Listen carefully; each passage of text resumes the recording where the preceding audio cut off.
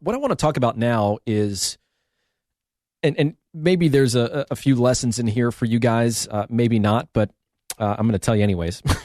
But, I remember clear as day the stress that everyone was under when the market crashed, a little over a decade ago at this point. That feeling of being totally overwhelmed, the helplessness, the anger, the feeling of just being defeated, the lack of control you had over the market or over your situation.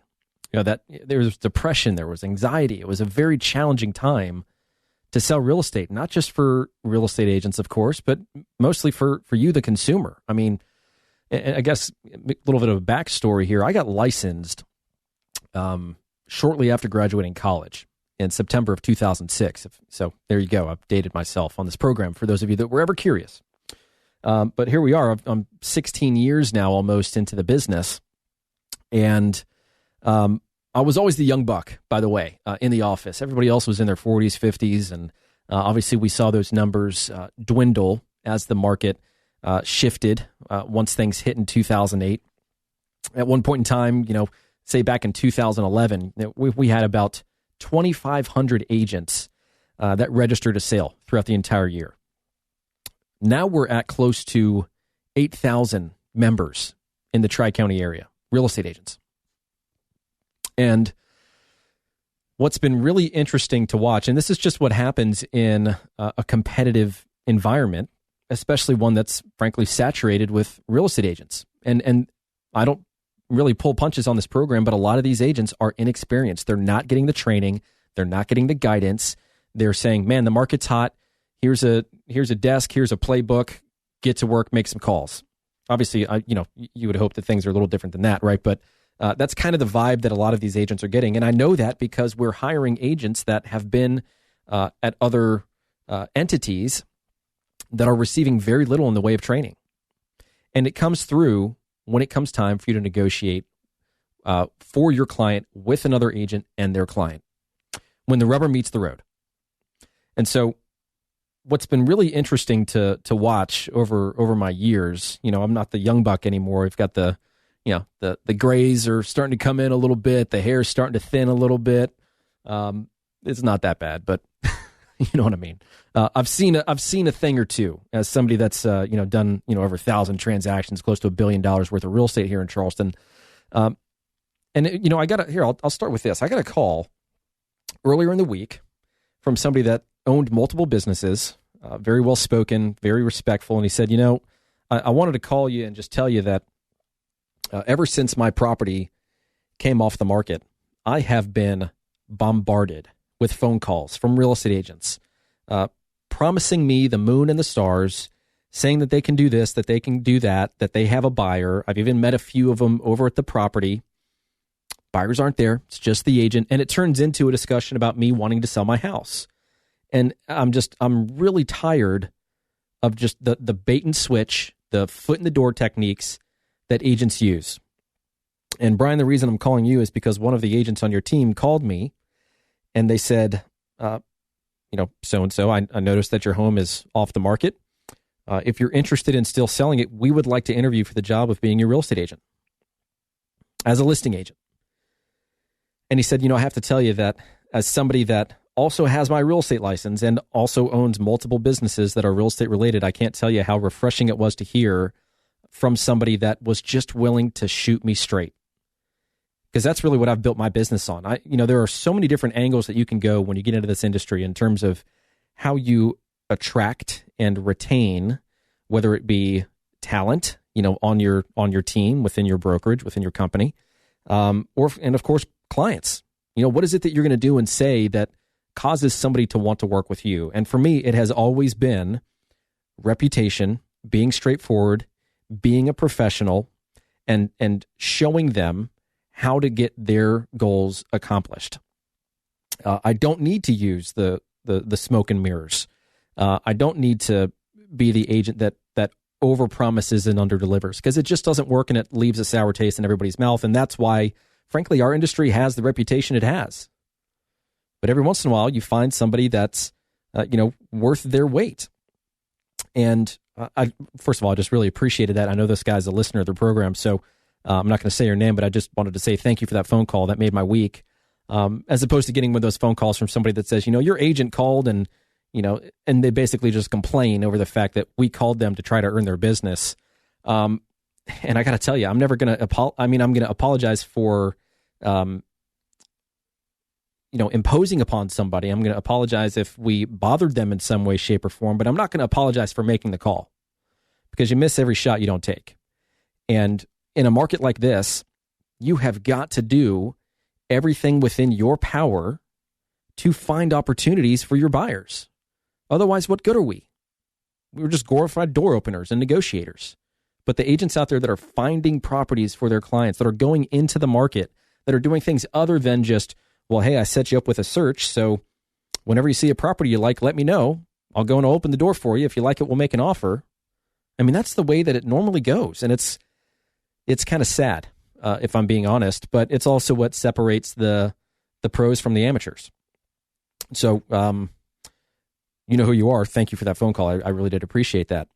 But I'll tell you another example, and this just kind of gives you an example of what we sometimes deal with when we're working with agents that just don't have experience. So we had a buyer. They were interested in the property, went to go and see it.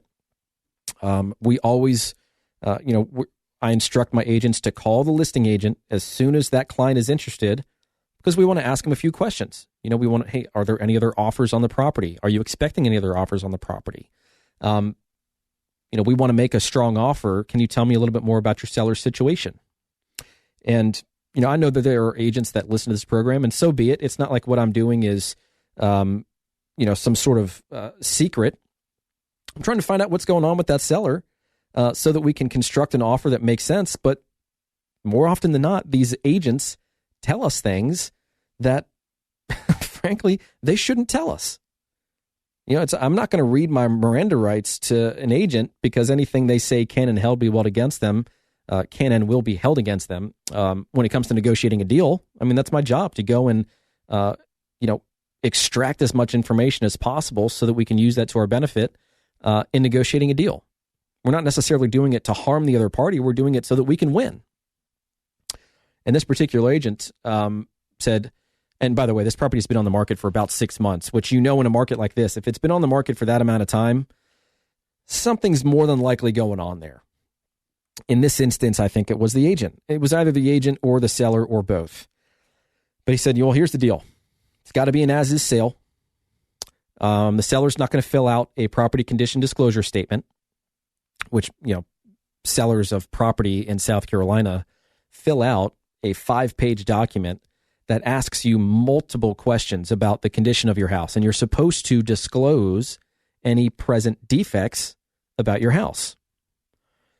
But there is a document called an exemption form, and one of the options says that a property condition disclosure statement will not be filled out if both parties agree. It's usually used when investors are purchasing property for a significant discount, big-time discount. Well, this property was certainly not discounted, and they were asking too much money for the house. So we already knew that we were going to need to negotiate. And then we're on the phone with the agent, and he says it's got to be an as-is sale. The seller's not filling out a property condition disclosure statement.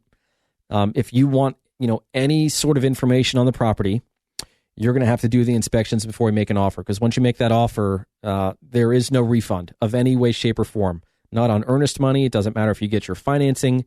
If your financing falls through, if it doesn't appraise, if there's issues with the property. No matter what happens, if your deal does not result in a closing, we're taking your earnest money.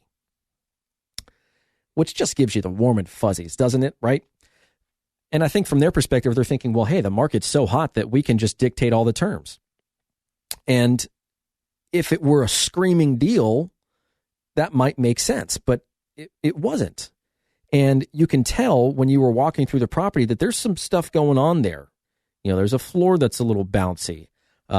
There are several spots on the ceiling that have clearly been painted over. It just doesn't match the rest of the ceiling paint. I mean, all these things you pick up over time. You know what to look for. I want my clients walking through the house to see if the space works for them, to see if this is a place that, not to sound cheesy, but is this a place that they can imagine calling home?